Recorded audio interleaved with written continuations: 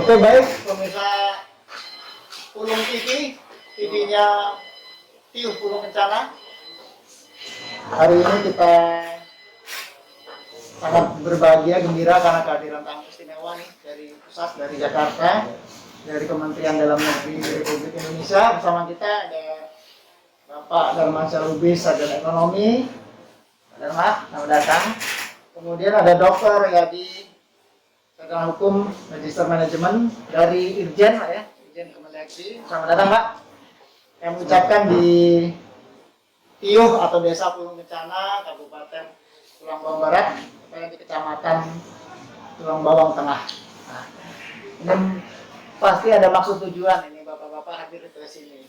Mungkin Bapak bisa ceritakan Pak apa maksud tujuan ke salah satu desa di Lampung nih di Pulung Kencana.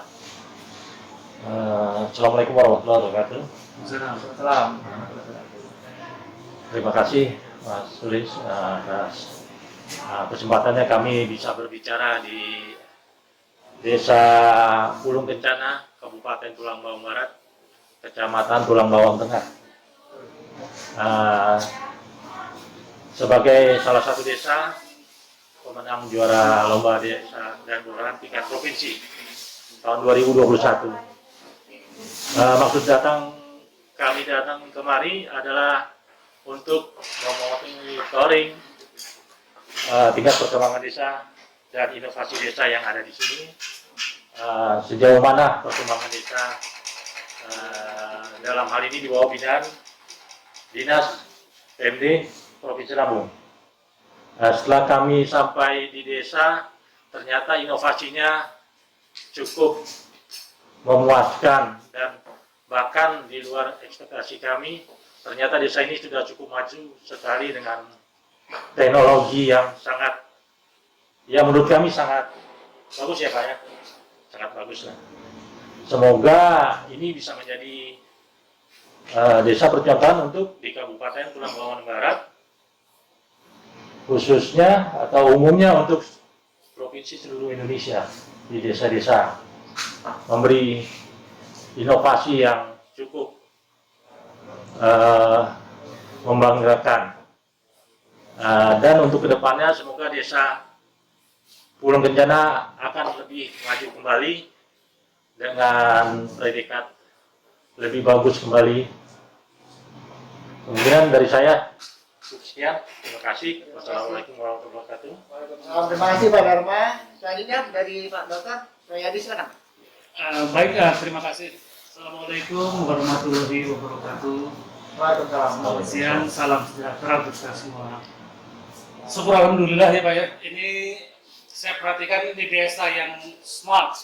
Desa yang smart. Kenapa?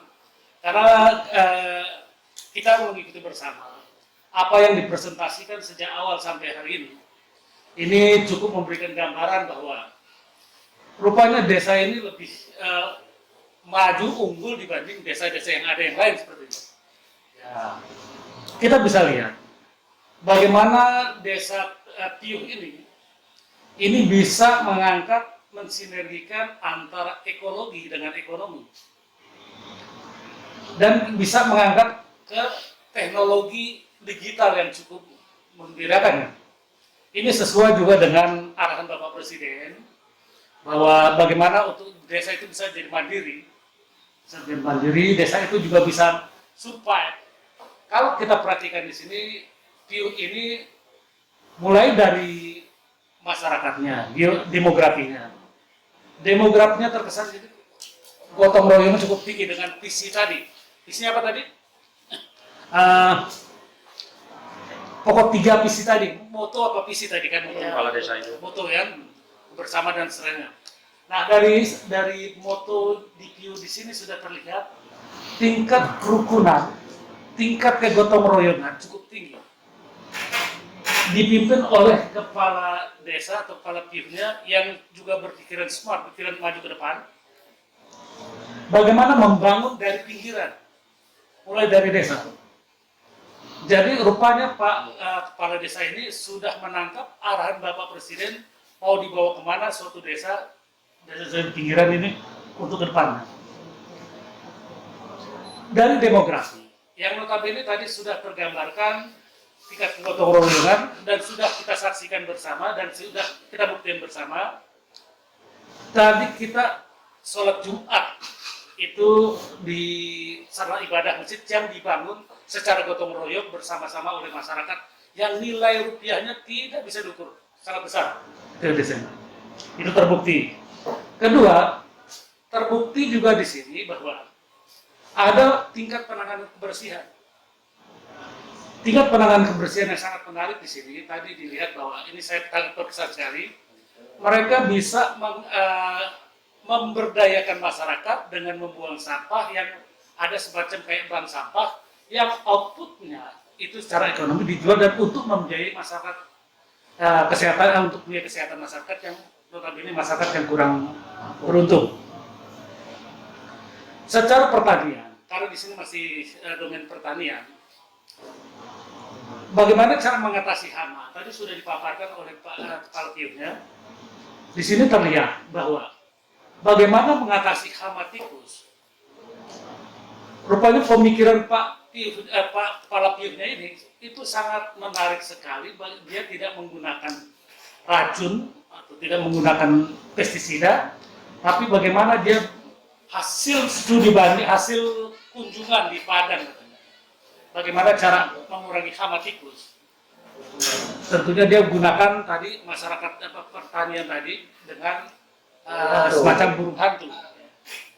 Di sini secara ekologi dan secara ekonomi sangat menguntungkan desa. Jadi rupanya desa sini sudah berkontribusi secara kabupaten, secara provinsi maupun secara nasional mengurangi aspek pencemaran lingkungan terhadap pesisir dan menambah peningkatan produksi pertanian. Cuma saya nggak tahu berapa ton dari sebelum dengan burung hantu berapa ton dan setelah dengan burung hantu untuk mengatasi hama tikus berapa ton produksinya. Nah, ini juga harus secara digambarkan tadi ada peningkatan dan sebagainya. Ini sangat menggembirakan sekali. Ini terkesan kami sekali ini. Mungkin hal ini pun bisa dicontoh atau diimplementasikan. Mudah-mudahan juga ini Bapak Presiden nanti bisa melihat atau kementerian terkait bisa melihat rupanya upaya-upaya inovasi yang telah dibangun di Kabupaten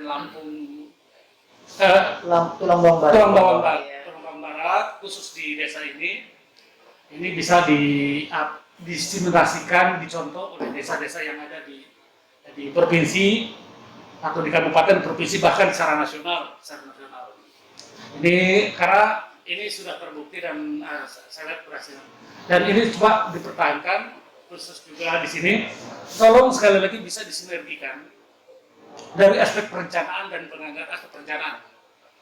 Kan di desa ada perencanaan di pembangunan desa.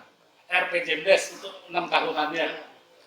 Nah, kalau bisa juga ini diakomodir di dalam rencana pembangunan desa di RPJMDes, di Perdes ya, RPJMDes, program-program yang mendukung ini supaya berkesinambungan.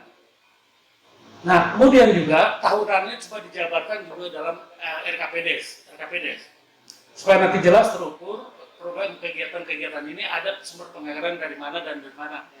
Nah, nanti di tingkat kabupaten kota juga tolong kodifikasi programnya, program-program ini mana yang akan dibiayai oleh APBD kabupaten itu juga disinergikan, bagaimana diintegrasikan ke dalam perencanaan pembangunan 5 tahunan yang ada di kabupaten. Apa programnya apa, terus nanti kegiatannya supaya kawan-kawan kayak di sini kan ada kegiatan masalah media nih, teknologi. Nanti kawan-kawan di kabupaten mengintegrasikan program-program terkait dengan informasi, diintegrasikan ke dalam Ranperda RPJMD kabupaten terkait informasi, supaya nanti bersinergi bukan hanya di Piu, nanti bisa di desa-desa yang ada berapa desa di sini, atau bisa nanti di sekian kecamatan di kabupaten ini bisa yang menjadi percontohan secara nasional. Nah, kemudian juga secara kelembagaan di sini tadi sudah diinformasikan bahwa ya siapa yang menginput data dan lain sebagainya. Nah, tolong ini juga, ini kan perlu SDM. SDM-nya kayak saya lihat sudah siap. SDM ini bagus, dan ini juga perlu juga sumber daya yang lain seperti pendanaan.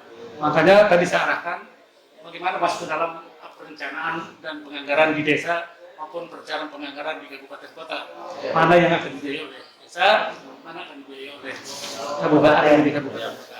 Nah, saya kira itu sinergikan dengan program-program yang ada di kabupaten maupun di provinsi Pak ya, provinsi Bapak seluruh provinsi sinergikan dengan semua. Jadi ini sangat hebat lah. Ya, ini saya lihat hebat, canggih. Ini saya juga baru lihat bagaimana juga tolong dikembangkan lagi tadi secara UMKM.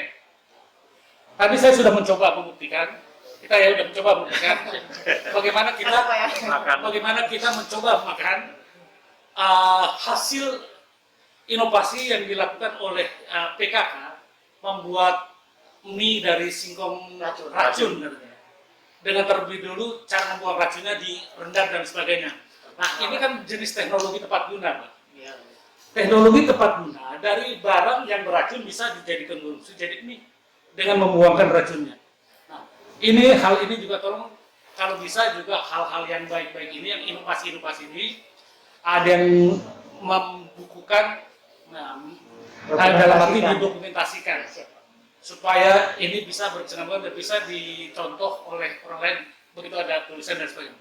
Biasakan kelemahan kita kan tidak ditulis. Yang berikut juga aset yang sudah ada, aset-aset ini tolong secara administrasi itu dicatat, aset-aset yang sudah ada catat supaya nanti bisa terinformasi bahwa di PIL ini mempunyai aset jenis tanah, bangunan, dan lain sebagainya. Nah, SDM tadi juga sebenarnya aset-aset penduduk yang ada di sini. Saya kira ini suksesnya buat PIL ini canggih sebelum. Saya kira demikian, terima kasih. Baik, terima kasih Pak Dharma, pemirsa sekalian, sudah kita dengarkan tadi pesan juga dari beliau berdua terkait dengan kondisi di Tiung Bencana khususnya, kemudian pesan juga untuk desa-desa yang ada di Kabupaten Tulambang Barat ini. Umumnya di Provinsi Lampung kita ada 2.435 desa. Nah, mudah-mudahan bisa menjadi penyemangat ya. Salah satunya bisa kita jadikan contoh Tiung Bencana gitu. Dan kami harap Pak, mudah-mudahan informasi ini juga bisa sampai ke pimpinan di Jakarta sehingga kita juga bisa lebih semangat lagi untuk menjadikan Lampung ini desanya seperti ini Pak, smart. Smart village. Kalau di sini mereka mengatakan tiuh cala Pak. Tiuh cala itu kalau bahasa Inggrisnya smart village, kalau bahasa kita desa cerdas. Terima kasih atas perhatian dari pemirsa, kemudian terima kasih atas kehadiran Pak Dharma, Dr. Royadi. Mudah-mudahan penyambutan kami di Tiung Bencana ini memberikan yang terbaik. Baik, terima kasih pemirsa. Kita jumpa lagi pada tag yang berikutnya. Terima kasih.